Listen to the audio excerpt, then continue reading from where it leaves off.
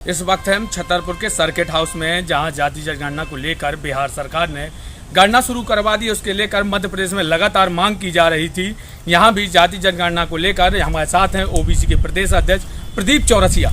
उनसे बात करेंगे, वो बताएंगे कि यहाँ कब से मांग की जा रही थी और इनका क्या है प्रदीप जी, क्या है, कब से मांग चल रही है यहाँ मध्य प्रदेश में? जातिगत जनगणना कास्ट सेंसस हमारे ओबीसी महासभा संगठन के द्वारा लगातार लगभग 5 वर्ष से की जा रही है और हमारा प्रमुख मुद्दा कास्ट सेंसस था, इसलिए कि संख्यानुपात में अगर हिस्सेदारी की बात हो या सरकार द्वारा जो स्कीम बनाई जाती हैं, जो उनके लिए भरण पोषण से लेकर शिक्षा, स्वास्थ्य और व्यवसाय, रोजगार की जितनी भी स्कीमें बनाई जाती हैं, उनको अंतिम पायदान तक पहुंचाना सरकार की जिम्मेदारी होती है। उसमें ये पता होना चाहिए ओबीसी कैटेगरी के अंदर भी कि ओबीसी कैटेगरी के अंदर किन लोगों ने लाभ लिया है और कितने लोग वंचित रह गए हैं। तो इस बात को लेकर लगातार मांग कर रहे हैं। उसी आधार पर फिर संख्या अनुपात जो निकल कर आएगी, उसी आधार पर आरक्षण की बात आएगी। चाहे रोहिणी कमीशन हो, चाहे मंडल कमीशन हो, चाहे स्वामीनाथन रिपोर्ट हो, ये सारी जो रिपोर्टें आज तक दबी रखी हैं, उसमें वो दबी नहीं रखी, उसमें पिछड़े वर्ग के समाजों को दबा के रखा गया है, उनके हक हिस्सेदारियों को दबा के रखा गया है। तो निश्चित आज जो राहुल गांधी मंच से बोल रहे हैं और पूर्व में जो नरेंद्र मोदी जी आए हैं पिछड़ा वर्ग का चेहरा बनकर, वो आज उनको जो स्टेटमेंट देख रहे हैं उनके कि आप जातिवाद फैला रहे हैं, कांग्रेस जातिवाद फैला रही है। तो पहले तो मोदी जी को मैं ये कहना चाहूँगा कि आप पिछड़ा वर्ग कह के और आदिवासी समुदाय से राष्ट्रपति कह के पूरे देश में डिंडोरा पीटते हैं, तब जातिवाद नहीं दिखता है। और अगर आज जाति की बात आती है और जाति की कास्ट सेंसस की बात आती है, उनकी हिस्सेदारी की बात आती है, तो जातिवाद नज़र आता है भारतीय जनता पार्टी को। तो ये तो सीधा समझ में आता है कि भारतीय जनता पार्टी की विचारधारा जो है वो पिछड़ों के खिलाफ है। तो क्या बिहार सरकार जो करवा रही है वो सही करवा रही है? मेरा मानना है कि पूरे देश में बिहार सरकार की तर्ज पर जल्द से जल्द सरकारों को निर्णय लेना चाहिए और जितनी भी रीजनल पार्टियां हैं, जितनी भी क्षेत्रीय पार्टियां हैं, उन पार्टियों को तो निश्चित ही अगर वोट चाहिए है और अगर मान के चलो तो क्षेत्रीय पार्टियों को अपना धर्म निभाना चाहिए। रही बात कांग्रेस की, कांग्रेस कहते आ रही है, कांग्रेस भी लंबे समय से सत्ता में रही है, कांग्रेस ने जाति जनगणना करा के रखी, लेकिन जब ओपन करने की बारी आई तो ओपन नहीं हुई।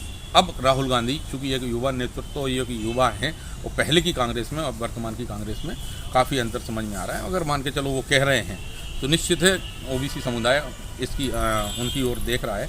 कास्ट सेंसस होगा और हिस्सेदारी की बात आती है, राजनीतिक हिस्सेदारी की बात आती है, चाहे वह विधानसभा में हो चाहे लोकसभा में हो, तो निश्चित वो हिस्सेदारी देने के लिए बाध्य होना चाहिए उनको। और हिस्सेदारी देते हैं अगर मान के चलो उनको, तो मध्य प्रदेश के साथ साथ पूरे भारत देश में सरकार उनकी आ सकती है। तो ऐसा तो नहीं है कि 23 और 24 का चुनाव आ गया, लोकसभा विधानसभा, इसको लेकर सरकार बिहार सरकार कर दे, फिर मध्य प्रदेश भी ये घोषणा कर दे?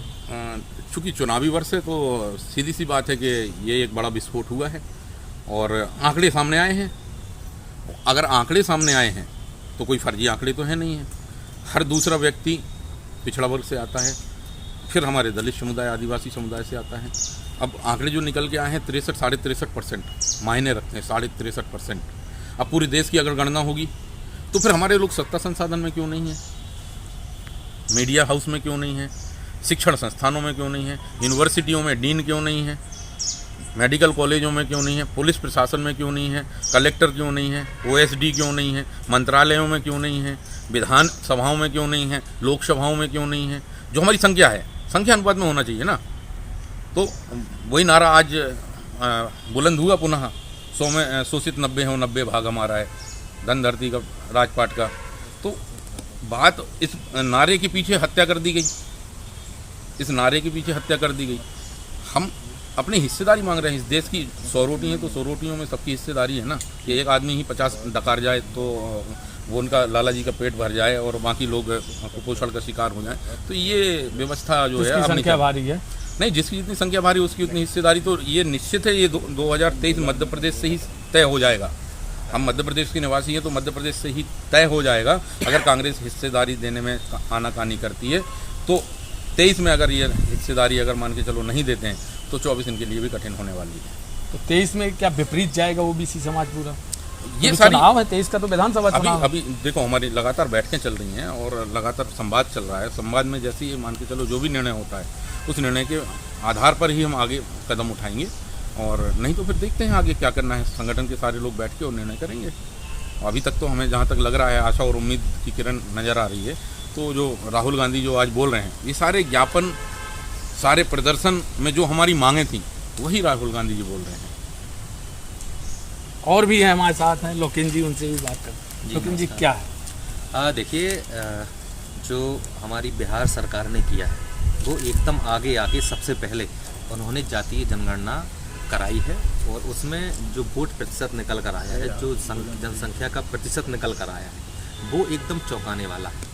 भारतीय जनता पार्टी के लोग इसी बात को लेकर चिंतित भी थे और डरे हुए भी हैं। माननीय राहुल गांधी जी हमारे कब से बोल रहे हैं, हमारे मध्य प्रदेश में माननीय कमलनाथ जी बोल रहे हैं, वो तो पिछड़ा वर्ग को आरक्षण देने के भी पक्ष में हैं। उन्होंने अपने घोषणा पत्र में भी जारी किया है। तो ये लोग कहते हैं कि हम पिछड़ा वर्ग के हैं, शिवराज जी को बोलते हैं कि वो हमारा पिछड़ा वर्ग का नेता है, और नरेंद्र मोदी जी बोलते हैं कि वो पिछड़ा वर्ग के नेता हैं। यहाँ तक कि तो अभी किसी भाजपा प्रवक्ता ने ये भी बोल दिया था कि सिंधिया जी भी पिछड़ा वर्ग के नेता हैं। चलिए मान भी लेते हैं कि आप लोग अगर पिछड़ा वर्ग के नेता हैं तो पिछड़ा वर्ग को आप दे क्या रहे हैं। आज अगर मुख्यमंत्री जी की ही बात करी जाए तो मध्य प्रदेश में इतने इनसे बड़े चेहरों को चुनाव लड़वा दिया गया है, उनको क्या रिस्पॉन्स मिल रहा है। जो शीर्ष नेतृत्व आते हैं, अमित शाह और मोदी जी जब आते हैं तो उनको किस प्रकार से ट्रीट करते हैं, ये देखने वाली बात है। और ये मैं तो कहूँगा कि वो बेचारे मुख्यमंत्री हैं कि जो पिछड़ा वर्ग के नाम पर पिछड़ा वर्ग के लोगों का भारतीय जनता पार्टी में अभी तक वोट लेके और 16-17 साल मुख्यमंत्री बने रहे हैं। अब लेकिन आने वाले वक्त में ये वक्त ही बताएगा कि वास्तव में अब जब उनको लगता है कि इससे आगे भी जाना चाहिए तो वो किस तरीके से दबाए जाते हैं। और कांग्रेस का स्टैंड एकदम क्लियर है। पिछड़ा वर्ग जो हमारी जातीय जनगणना है वो 23 में मध्य प्रदेश में, अगर 24 में हमारी इंडिया गठबंधन की सरकार बनती है तो निश्चित तौर पर संपूर्ण देश में होगा। और होने के बाद जो आरक्षण की बात है, पिछड़ा वर्ग के आरक्षण की बात है, वो भी माननीय कमलनाथ जी जब सरकार में आएंगे तो निश्चित तौर पर पिछड़ा वर्ग जाति के जितने भी लोग हैं उनको आरक्षण मिलेगा। कांग्रेस की छत्तीसगढ़ में सरकार है जी, तो वहाँ तो कम से कम लागू करना चाहिए उन्हें भी।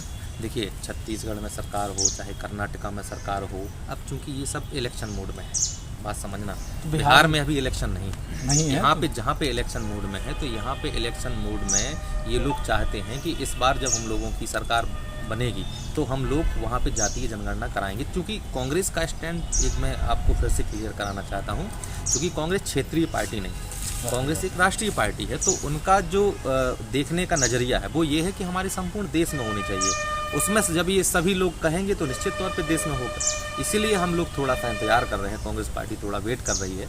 वो तो क्षेत्रीय पार्टी होने के नाते कारण उन्होंने कर दिया, बिहार में कर दिया, नीतीश जी ने कर दिया, निश्चित तौर पे संपूर्ण देश में करेंगे। और ये तो मतलब होना भी चाहिए। आज भारतीय जनता पार्टी के प्रवक्ता कैसे बोलते हैं कि जितने भी क्षेत्रीय संगठन हैं या कांग्रेस से अलायंस में जो लोग शामिल हैं, ये लोग लोगों को लड़वाना चाहते हैं। तो भैया, इससे पहले भी जनगणना हुई थी, वो तब तो कोई किसी से नहीं लड़ा। अगर हमें हमारी जनसंख्या का अनुपात पता चल जाएगा तो उसमें बुराई क्या है। आज मोदी जी कल गए थे छत्तीसगढ़, वहाँ एक बड़ी जनसभा में भी उन्होंने कहा है आर्थिक स्थिति के हिसाब से, चाहे वो सामान्य वर्ग का हो, चाहे ओबीसी का हो, एससी का हो, एसटी, उन्हें आर्थिक स्थिति के हिसाब से उनको रोजगार मुहैया कराया जाए। ये आर्थिक स्थिति बीच में, आर्थिक स्थिति के हिसाब से आरक्षण और जातीय स्थिति के हिसाब से आरक्षण, ये सिर्फ वर्ग लाने की बातें हैं और कुछ नहीं है। अब वो तो 3 बार बोल चुके हैं कि मैं पहले चाय बेचता था, ठीक है, जनता ने भरोसा कर लिया, प्रधानमंत्री बना दिया। इसके बाद बोले उन्होंने कि मैं 35 वर्ष तक भिक्षा मांग के मैंने खाया है। अब ऐसी कौन सी कहाँ भिक्षा मांगते रहे वो तो मोदी जी जाने, ये तो हम लोगों को नहीं पता। इसके बाद बोले मैं एनसीसी का कैडेट रहा हूँ, फिर फ़ोटो वायरल होती हैं कि वो विदेश में है। तो ये देखिए, वो अपने आप का जो स्टैंडर्ड है वो उसके अकॉर्डिंग बात नहीं करते हैं कभी। वो अपना हमेशा जो उनका पद है, पद की गरिमा को अलग रखते हुए कमिटमेंट करते हैं, बातें करते हैं। लेकिन अब लोगों को ये पता चल चुका है कि ये जो जुमलेबाजी है, जुमलेबाजी के साथ साथ आपने ये जो झूठे वादे किए हैं लोगों से, ये सब लोगों को दिखने लगा है। अब मोदी जी किसी ऐसी बात में ना रहें कि नहीं उनको आगे चल के यहाँ के लोग जो हैं वो वोट देंगे। आप हर बार आर्थिक मतलब कहीं ना कहीं आप ये लड़वाने की कोशिश कर रहे हैं सामान्य वर्ग को, पिछड़ा वर्ग और दलितों से कि भाई आर्थिक रूप से होना चाहिए। कुछ लोग वहाँ से आएंगे, उनके मन में द्वेष भावना आएगी। अभी कोई प्रवक्ता, मैंने कल ही एक डिबेट सुनी थी तो वो बोल रहे थे और ये कोई बड़ा पत्रकार ये बोल रहा था, आज तक का था, तो वो ये बोल रहे थे, कह रहे थे कि नीतीश सरकार ने जो ये जातीय जनगणना कराई है, इसमें उन्होंने क्या किया है कि मुस्लिम वर्ग के में, मुस्लिम धर्म में जो उच्च जाति के लोग हैं उनको भी उसमें शामिल कर लिया है।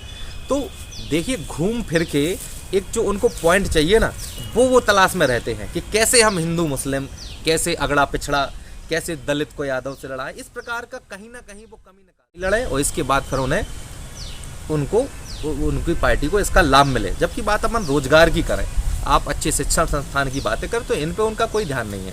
वो तो आंकड़ों के हिसाब से भी बोल लेंगे। तो कई अभी एक आध सभा में कहो शिवराज सिंह जी ये ना बोल लें कि हम हर जिले में एक एम्स खोलेंगे, हम हर जिले में एक IIT खोलेंगे, कह देंगे वो, देख लेना, आप बोलेंगे वो। उनकी घोषणाओं को देखा जाए तो पूरे विश्व में, देश तो ठीक है, पूरे विश्व में इतनी घोषणाएं किसी ने करी नहीं होंगी जितनी शिवराज सिंह जी ने। लाडली योजना तो उनकी अच्छी है। देखिए, लाडली, मैं बार बार यही कहता हूँ कि लाडली योजना जो आज आपने 4-5 महीने पहले शुरू की है, आप इतने समय से कहाँ थी लाडली बहनें, कहाँ थे आपके लाडले जीजा जी? इनके बारे में पहले ख्याल क्यों नहीं आया आपके पास? आज ही आप, मतलब पूरा ख्याल आज आपके पास आ गया कि नहीं, मेरी लाडली बहनें हैं जिनको 1500 रुपये देने से वो सशक्त बनेंगी, मजबूत बनेंगी। सिलेंडर की बात करें तो जब हम वहाँ हुआ करता था तो स्मृति ईरानी जी और मध्य प्रदेश की जनता कितना UPA की सरकार में, UPA 1-2 में ये कैसे धरने पर बैठ जाया करती थी कि भाई सिलेंडर महंगा हो गया यार, 1050 का अब 1100 का हो गया, और जो 450 का आपने सिलेंडर बोला है भैया, आप अपने मीडिया के माध्यम से सर्वे कराना एक बार कि किन किन लोगों की सब्सिडी आई है। पैसा उनको उतना ही लगा है, उसके बाद सब्सिडी भी जो है ना वो किस्तों में आ रही है, वो डायरेक्ट नहीं आ रही है कि आपके 1100 रुपये जमा हो गए तो 1100 के बाद आपको 450 का सिलेंडर लेके और आपने 700 रुपये डायरेक्ट भेज दी, कहीं 100 भेज रहे हैं, कहीं 50, कहीं 200। तो ये झूठ बोलने की जो मशीन है वो एक बार चल पड़ी तो चल पड़ी। अब इसको रोकने के लिए 2023 में देखेंगे और जनता एकदम तैयार है भारतीय जनता पार्टी को नकारने के लिए और कांग्रेस पार्टी को सत्ता में वापस लाने के लिए। बीजेपी को नकारने की बात कर रहे हैं और इस बार कांग्रेस सरकार सत्ता में आई। भैया आप बताइए, ओबीसी आरक्षण को लेकर क्या मध्य प्रदेश में लगातार मांग होती रही है, जैसा कि आपने सुना भी? आपके सरकार से एक मांग करना चाहता हूँ कि सबसे पहले जिस प्रकार बिहार सरकार ने लागू किया है उसी प्रकार इसको भी करना चाहिए बीजेपी सरकार को। इसी प्रकार से जैसे जातिगत गणना ओबीसी की है, इसी प्रकार। आप बताएं।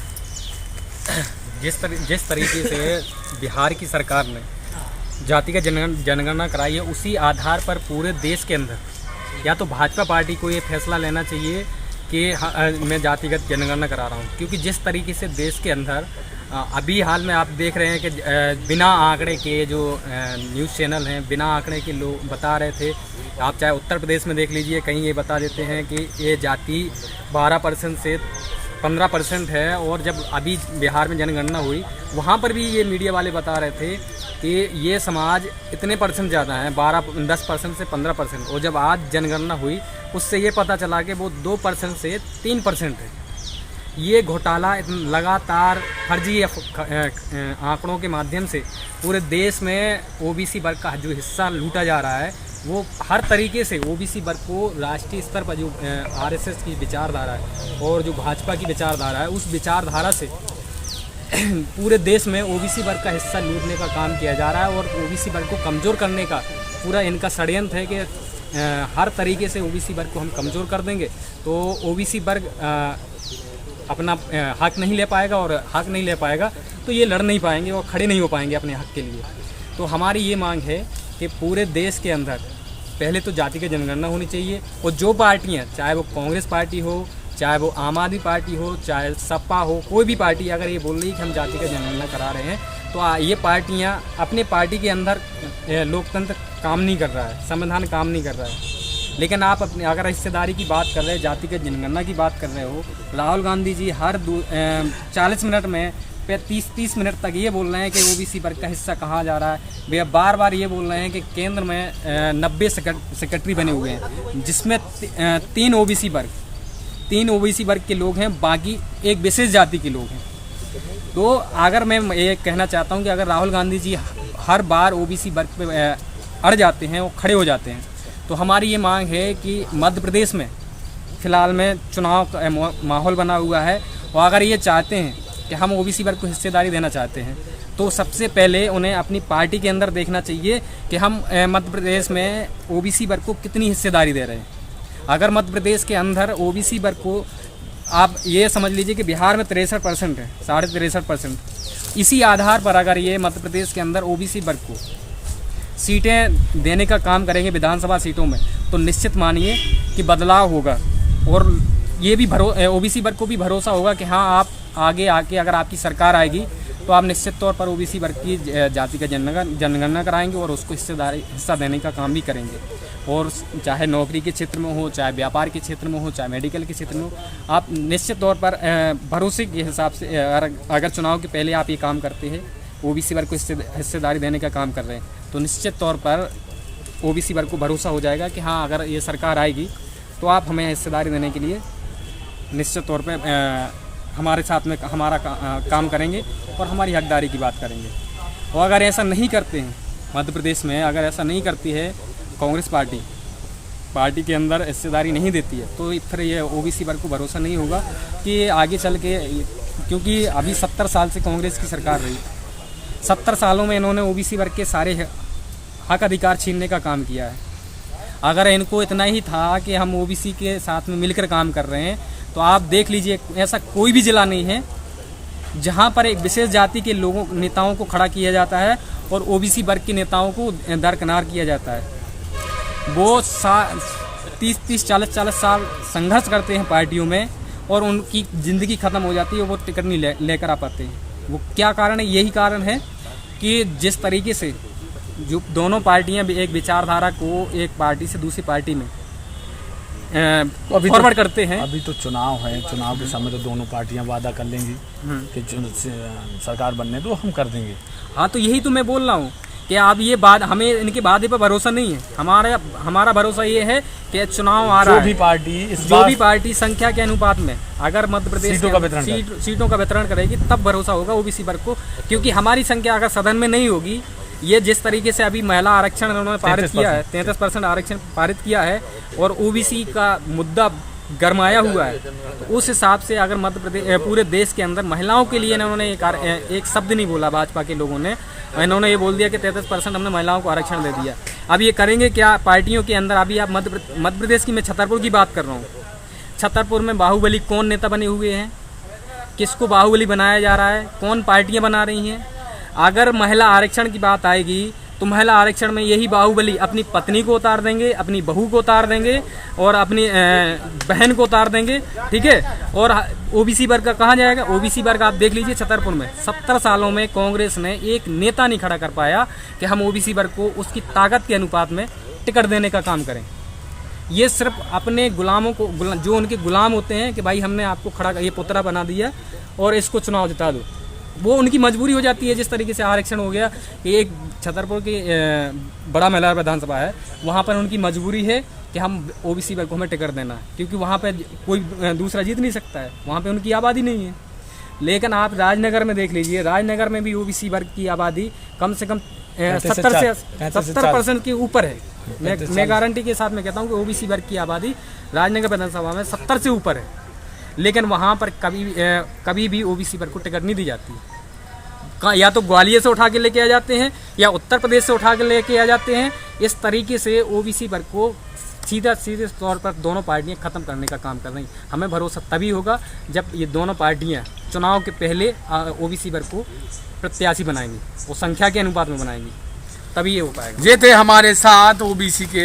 इनका कहना है कि इस बार दोनों पार्टी, बीजेपी, कांग्रेस या अन्य दल भी हों, मध्य प्रदेश में चुनाव होगा 2023 का और 2024 के चुनाव में संख्या के आधार पर, अनुपात के अनुसार पर अगर उन्हें टिकटों का वितरण होगा तब हमें भरोसा होगा। क्योंकि राहुल जी बार बार बोलते हैं कि हम जाति जनगणना कराएंगे, मगर नहीं करवा पा रहे हैं। इसलिए छतरपुर से TV9 से प्रदीप सिंह।